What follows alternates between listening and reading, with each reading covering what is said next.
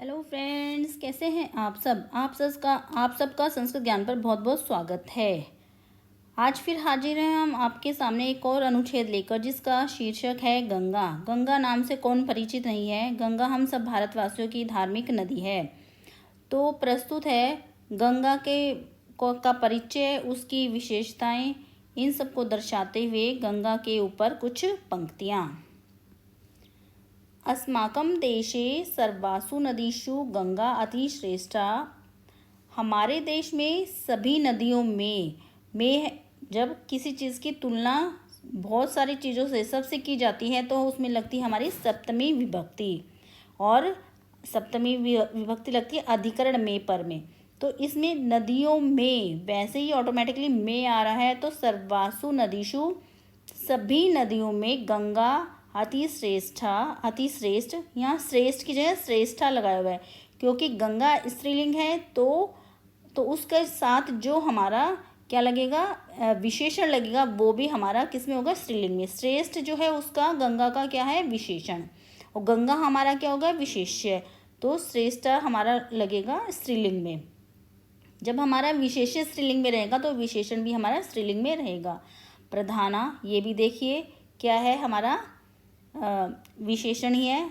पवित्रतमा, सबसे पवित्र, पवित्रतमा, यानी तम जब लगता है यानी और सब में उसका जो तुलना होगी वो सबसे होती है, यानी पवित्रतमा, जितनी भी नदियाँ हैं उन सब में पवित्र च वर्तते।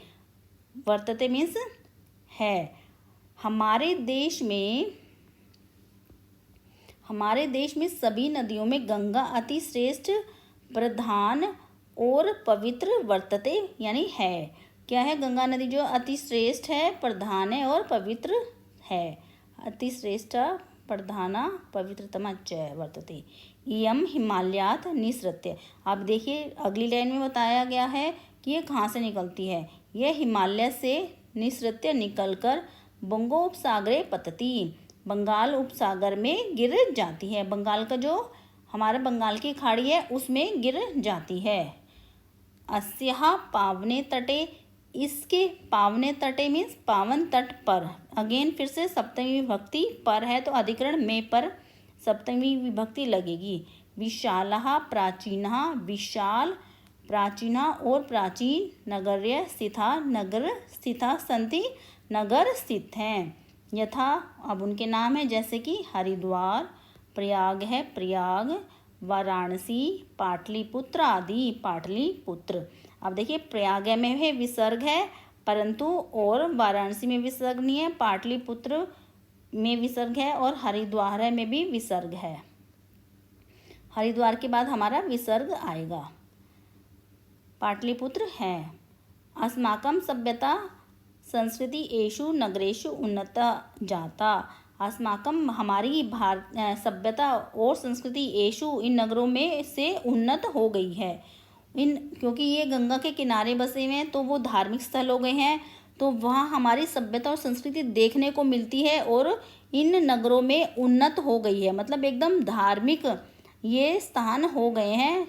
तो इन नगरों में जाके हमें अपने धर्म की पहचान मिलती है। गंगा एवं भारतवर्षस्य धार्मिक विचारधाराया परिचायिका अस्ति। गंगा ही भारतवर्ष के धार्मिक विचारधारा की परिचायिका मीन्स क्या है, पहचान है। जो गंगा है भारतवर्ष की धार्मिक विचारधारा की परिचायिका है, मतलब उसको प्रस्तुत करती है। गंगा जो है भारत की धार्मिक विचारधारा को दर्शाती है। परिचायिका मीन्स उसको प्रस्तुत करती है, उसकी पहचान करवाती है। चिरकाल रक्षिते अपि, चिरकाल से बहुत समय से, रक्षिते अपि मतलब रक्षित किया हुआ भी, गंगा जले, गंगा जल कीटाणुं न प्रभवन्ति, कीटाणुओं से प्रभावित नहीं होता है।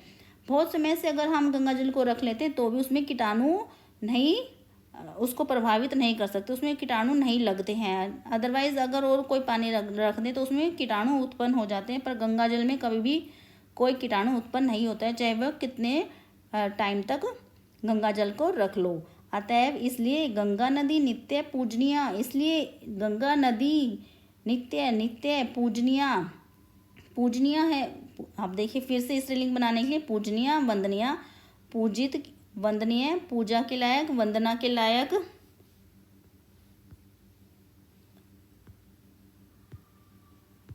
पूजनीय, वंदनीय, सेवनीय च।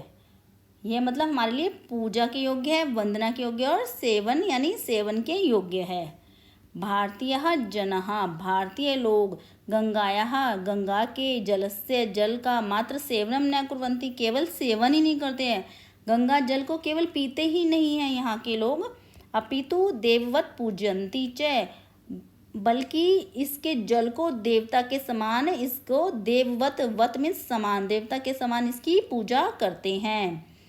गंगा स्मरण मात्रेण, गंगा के स्मरण मात्र से ही पाप है शिर धुनोति इति कथ्यते, पाप जो सिर के जो पाप होते हैं वो धुनोति इति कथ्यते, धुन जाते हैं यानी धुल जाते हैं, वो नष्ट हो जाते हैं।